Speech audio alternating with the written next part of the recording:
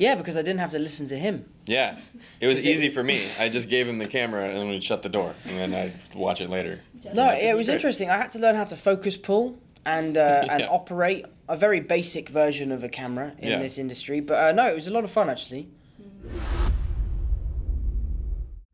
Yeah, that was one of my early ideas, partially inspired by Tom's actual Instagram, because he had all kinds of videos of like him doing flips and tricks and things like that already. So I was like, that's definitely what Peter Parker would do too.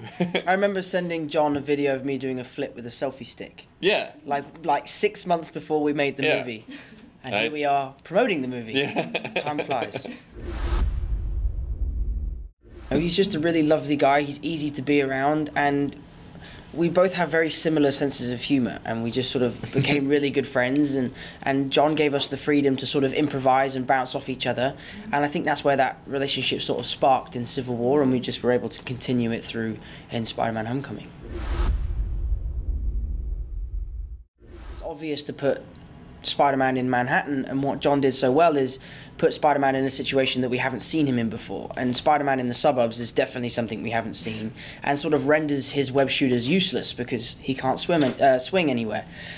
So yeah, it was a lot of fun shooting that scene because we had to come up with creative ways for him to sort of run around and be Spider-Man without tall buildings. I stole that from an old comic. It was like issue 237. Or something. Spider-Man. Oh yeah, issue 237. Yeah, Spider-Man. Yeah, issue 237. Yeah, good one. That's my job.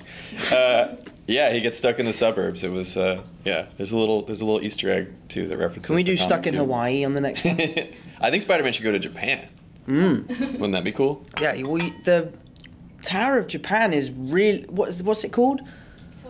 Tokyo Tower is way taller than you'd think. Yeah. It's taller than the Shard. I think we could do something cool. Yeah, that would be cool. We'll see. Yeah, it would be really cool, actually. Spider-Man grows a mustache and goes to Japan. Shut up, man. This is for work. This is for work purposes, not for real.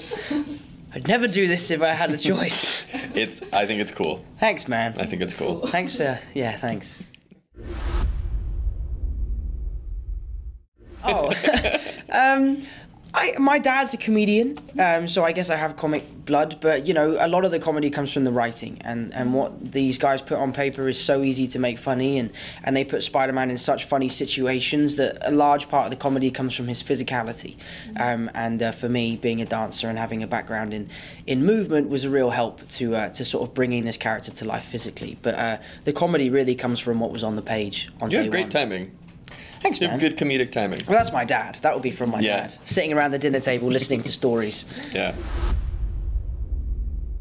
Very serious. It was like a Chris Nolan movie. It's silent. Yeah. No one is allowed to speak. Yeah. No, it was, I mean, I wanted it to be fun, and I wanted people to feel comfortable to improvise or try different things out. I mean, it was an amazing mix of actors, too. You know, you have, like, Oscar winners, and then you also have someone like Jacob who had never been in a movie before, so you get all these very different people together, and you just want, you want people to feel comfortable and safe to goof around. I was looking at the IMDb page for Spider-Man Homecoming the other day, and was like marveling over how many amazing actors are in this movie. Yeah, it's crazy. No, I know. It's when you see the whole list, it's ridiculous. It's awesome. Amazing.